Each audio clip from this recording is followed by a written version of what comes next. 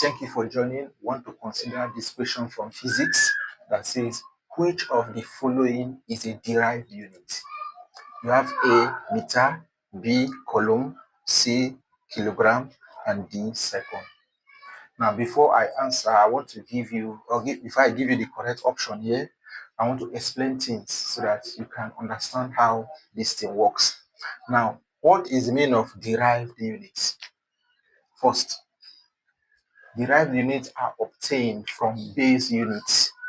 When you combine the base unit, one or two base units, you're able to get derived units. Base units can also be called fundamental units. For the sake of engineering convenience, measurement precision, and historical reasons, there are 7, not absolute, there are 7 base units, and they are, we have meter,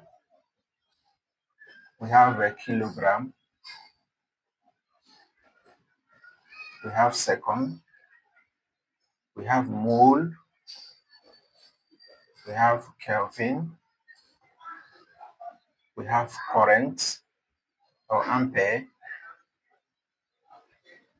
and we have candela.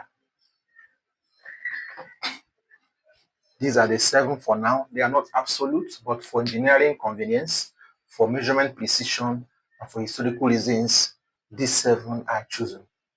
Now, if you look at these options, you can understand that meter is one of them, is a base unit. Kilogram is one of the base units. The second is also one of the base units. From these 7 you can see here, the only one that is different from them is Coulomb. So why is Coulomb not a base unit? Coulomb is related with time to current. So current, which is given as I, is the rate of flow of charges. So current is related to charge and time.